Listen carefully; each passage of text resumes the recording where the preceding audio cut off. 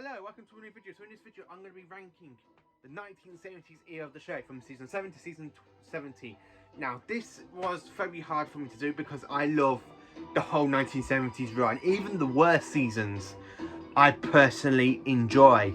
And it's very hard for me to say all this in kind of total, but my top 5 seasons are actually the ones I personally enjoy a lot more than the other ones. Than the other 5, because literally you got season 7 to season 17, so basically kind of like 10 seasons. 7, 8, 9, 10, 11, 12, 13, 14, 15, 16. Well, 11 seasons. We have 11 seasons during this era of the show. And 2 Doctors, Jon Pertwee and Tom Baker, aka the 3rd and the 4th Doctor. So, let's get straight into it. Coming up first, the least favourite season. So, for me to put this season into kinda 11th place, it is a bit of a struggle, but it's no other than season 17. Now, why is season 17 in the bottom? Because in the story we have one fantastic story I personally do enjoy, and I will do a ranking stories from each Doctor, but my 3 favourite stories from each Doctor at some point. But this season is I just don't enjoy this season as much as I do for the other Tom Baker runs. So in this season we've got Destiny of the Daleks, which is personally ain't the best Dalek story. Not the best Davros story, because David Goodison has to wear Davros' mask and it's a bit too small. The budget for this story isn't actually there, but I'm sorry to say that. Season 17. Now my favourite story this season has got to be The City of Death. I personally love this season, this story. This is the best story of the season. Then we have Creature from the Pit, with a really bad special effects monster. Kind of like it's made out of cloth, tentacle thing. Then we have The Nightmare of Eden. Now this one I do personally enjoy, and I actually do quite like this one a bit. And then we have The Horns of Nimon. And then at the end of the season, we do have a bit of another story, but it wasn't finished until late 2017, which is Shada, which I've got over here in Steelbook. It goes in my Blu-ray range. So yeah, season 17, not the best season, but 2 good stories of the season. I'm sorry to say this, season 17. So in 10th place, it is no other than Doctor Who's 9th season with Jon Pertwee. With this season, we have a few good stories and a few bad stories. We have Day of the Daleks, which is a bit of a, can't really say much about that. The special edition version makes it a lot better with the new CGI effects, but the story is really bad. But it's actually worth watching, and it's a very good Dalek. Well, it's not a very good Dalek story, but it's still okay. Curse of Peladon, fantastic again. The Ice Warriors' epic return, and the actual good guys in this story, really, really good. Kind of love that story. Best one. So the next story I've got, which is in this box set of Beneath the Surface, which is The Sea Devils. And of course, it is another fantastic story. Featuring the Master, this is the second Master story of the season. Then we have the Mutants. Less said than this one, I don't really like the Mutants that much. And then, of course, the Time Monster. Now, I love this story. This is my first favourite story of this season. Followed by the Sea Devils. Can't really say much than that. But this season was ran from 1972. Yeah. This season is a good season. Day of the Daleks, the special edition's a lot better. But when you watch the original story with the original effects, can't really say much than that. So next up, it is back to Tom Baker's era again with season 15. Season 15 has a fairly good story run, and it's a very good kind of a good season, but not as much as I prefer the others. So in this season, we end up with Horror Van Rock, The Invisible Enemy. Not many people like this one, but I absolutely love it. This is my favourite story of the season.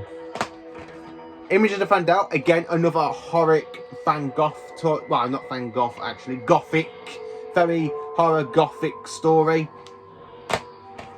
The Sunmakers, not really too keen on this one, but it's worth a good watch. And of course, Underworld. And the last story of the season is of course the Invasion of Time, which I do have in the Bred for War box set.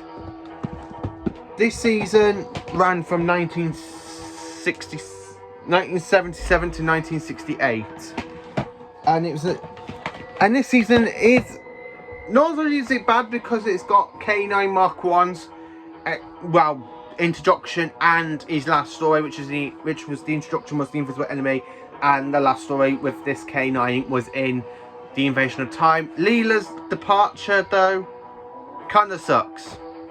They could have done Leela's departure a lot better than they did, but... And of course, at the end of the season, we get K9 Mark 2. Not more can be said about this season, but this season...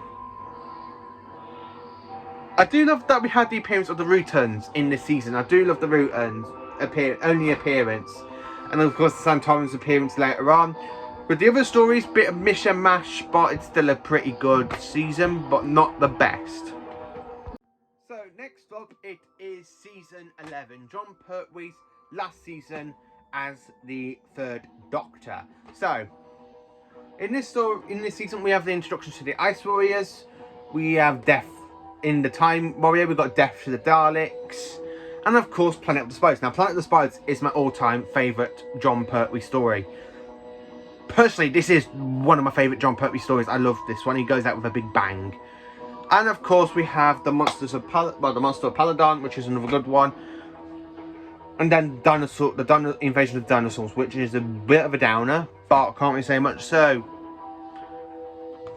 what's so good about this season? Jon Pertwee's epic last season. So, as I said, in the Time Warrior, we have the introduction to the Ice Warriors, and of course, the introduction to one of the very, very best companions to the Doctor, Sarah Jane Smith. The second story of the season, we have Unit, we have Dinosaurs. It really should be a good story, but it's all it is just these scientists messing around with time, bringing dinosaurs forward in time, and then sending them back in time, which is a bit mishmash, and it's not really interesting story for me. So the next story we have got Death to the Daleks. So Death to the Daleks was my very first Dalek story I have ever watched.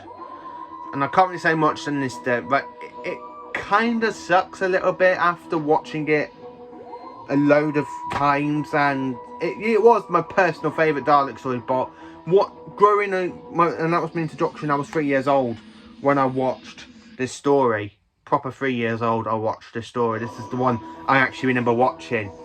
But over the years, from 3 to 24, well, coming up 25 in a few months' time, this story has gone down a lot in my kind of personal aspects, but I can't really say much on that. So the next story after that, it is the Monster of Paladon. Now, Monsters of Paladon, this is the big Ice Warriors kind of villainish return. The Ice Warriors return to their bad ways, and it's absolutely fantastic. Fantastic all the way through. And then, of course, we have Planet of the Spiders, we have Metebelis 3, we've got the Crystal, the Metebelis Crystal, radiation poison that kills the Third Doctor, and Jon Pertwee goes out with a bang. I'd love the martial arts sort of bit where he fights the spiders, guards, and it's just such a good, fantastic season this one is. Just fantastic all the way through. So, next up, it is Doctor Who's 8th season, aka I call this the Master season, because every story of the season features the Master, with a few new enemies such as Axos and Azel, which is the British demon. But this season isn't one of the best for me for Pertwee. It's best, but not one of the best. Even though I love every single story of this season. So we have Tale of the Autons, Mind of Evil, Claws of Axos, Connery in Space, and The Demons, which this season is coming out on Blu-ray next. And I haven't actually pre-ordered it. But for me, this season is in 7th place. Just because all the other ones on top of this list actually rank. This is my personal favourite order, I'm afraid. But every single season, every single story of this season just features the Master. And I love him to be a recurring film, like he does become later on in seasons 9 and 10 and 14 and 18 and then a bit of 19. But in this season, he's in every single story, just every single story has got to have the Master in it. And personally, I'm sorry to say this, but I would like a bit more, and then just having the Master popped into each story of the season. And of course, this season introduced the Doctor's second companion, Miss Jo Grant, and this season was ran in 1971. And I'm sorry if this offends anybody, but to have this season in 7th place, but I'm sorry, it's just I can't have, but I prefer all the other seasons above this one. So next up in number 6, I had to put this. It is season 16, the Key to Time season. The Key to Time. Now I love this season, the Key to Time. I love every single story of this season. I want to get the special edition of the season, which is like the limited edition one. But this season isn't really one of the best ones for Tom. It's higher up than season 15 and 17, but not one of the best, because we are getting up to the best seasons of classic Who in the 70s era. So this season contains the Robots Operation, the Pirate Planet, Stones of Blood, the Androids of Tara, the Power of Kroll, and of course the Armageddon Factor. And this story features Mary Tamm as the Doctor's Time Lord companion Romana 1. And of course he has K9 Mark II in this season. This is just a good season. The Doctor's got to go around hunting for the keys to time. For the White Guardian, he's got to try and stop the Black Guardian from getting there first. It's just such a fantastic story. It's such a fantastic whole season arc. I do love this season as much, but it's not the best, because we are getting to the best seasons. And of course, I'm so sorry to put this in 6th place, because I do love this season, but the other ones just can't top it. So now we're into my top 5 Doctor Who seasons. And of course, number 5 is of course season 7, Jon Pertwee's first season. And then of course in this season we have 4 fantastic stories. We have Spearhead from Space, Doctor and the Silurians, The Ambassadors of Death, and of course Inferno, which is the very first time the Doctor enters a parallel universe. It's just such a fantastic season. And of course this season features what's her name? Caroline Ford, something like that. Caroline as Liz Shaw, and of course this is Jon Pertwee's big entrance as the 3rd Doctor, and it is spectacular. It's just so fantastic. It's such a fantastic one. So in this one we have Autons, then we have the Silurians, which personally are the best 1970s villain, and they're not even the villains in this. They just want to come back and rule the Earth. And the Doctor tries to makes them think about sharing the planet with the humans, until Brigadier Anson Stewart just blows them up. Such a shame. This season is literally one of the best seasons, I have to say, for classic Doctor Who. It's just such a fantastic season, and it's in 5th place. And I would have put this a bit higher, but the rest, you can't beat the rest. So in 4th place, I have had to put season 14. Now I love the Philip Hinchcliffe era of the show, and of course season 14 is the last season that is produced by Philip Hinchcliffe.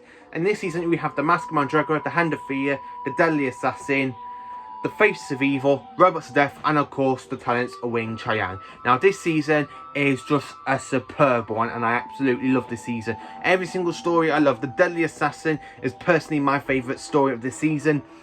It just has the 4th Doctor, the Master, and we finally end up on Gallifrey, the Doctor's home planet. We see Gallifrey for the very first time. This is just such a fantastic and superb season of Doctor Who.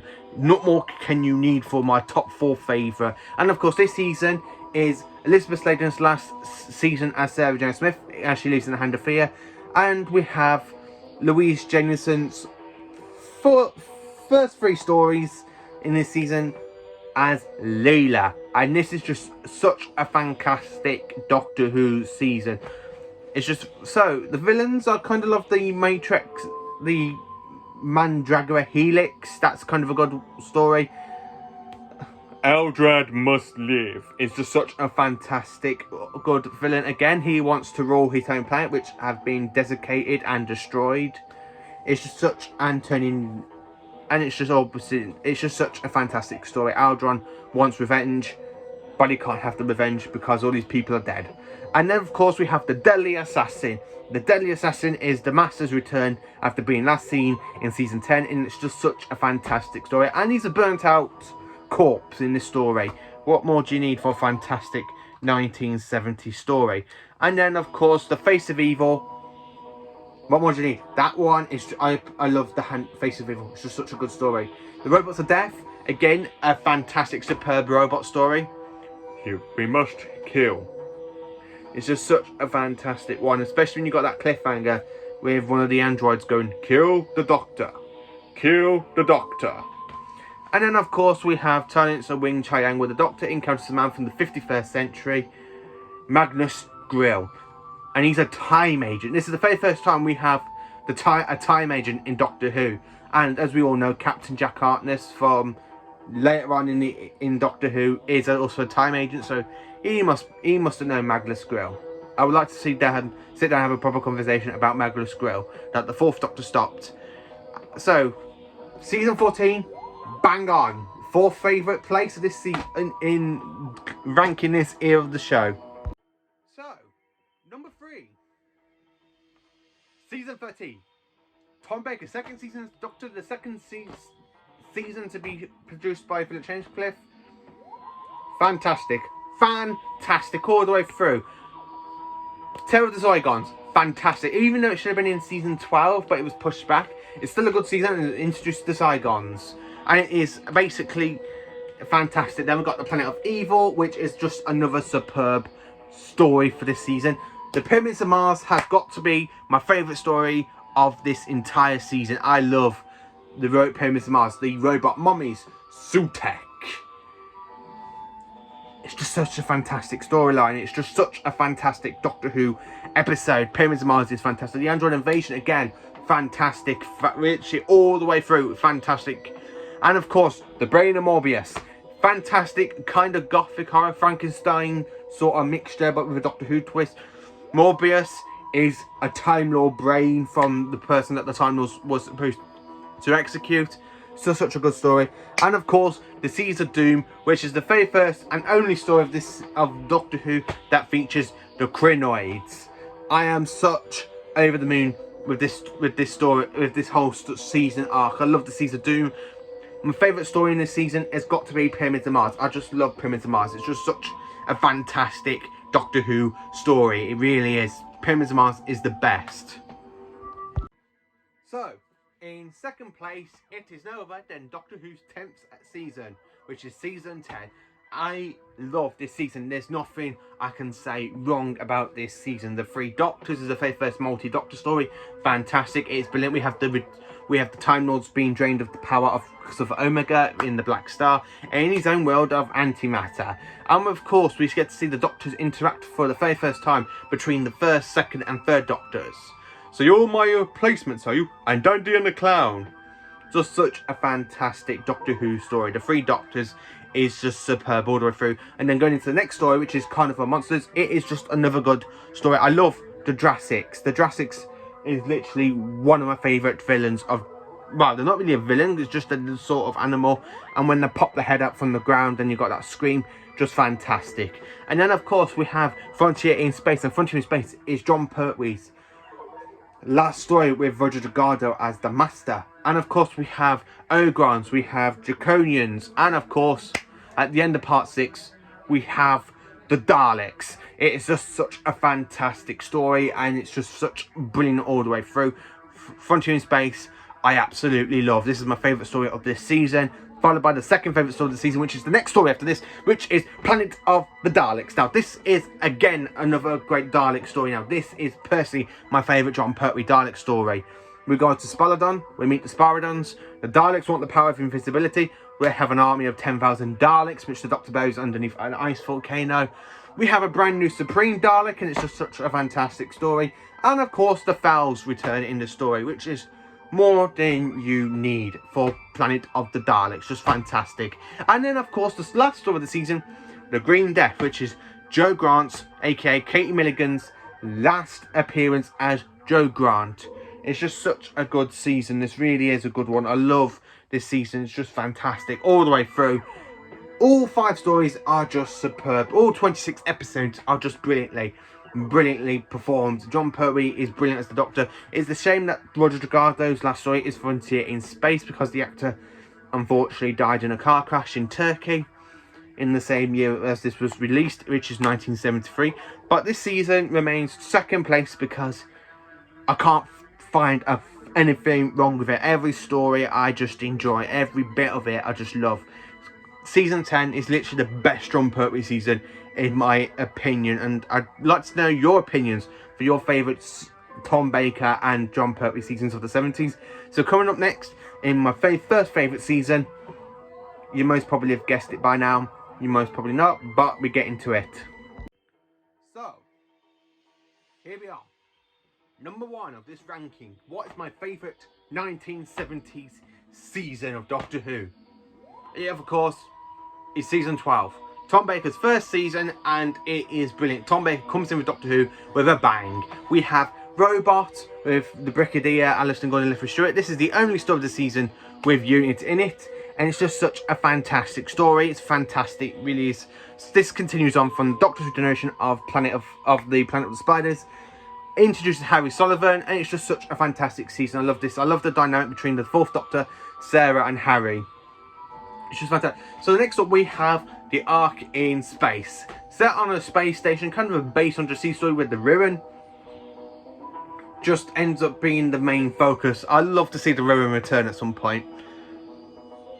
But this season is literally the best. This story is basically my third favourite story of this season. It's just such a good story. This is Ark in Space is just fantastic. So leading into the next story, we have the Santoran Experiment. The second Santoran story, it is just superb. Again, I love it. I love Steyer. I love the 4th Doctor fighting against Steyer. And Harry uses the sonic screwdriver the first time to try and disable Steyer's kind of machine that makes him a lot more stronger, because he can't survive in Earth's atmosphere. It's just such a fantastic story. This really is. And then, of course, we are coming into my favourite all-time Doctor Who story, my all-time favourite story, my all-time favourite story of this season, Genesis of the Daleks. Now, this story we go back to Skaro at the very beginning, where we meet Davros.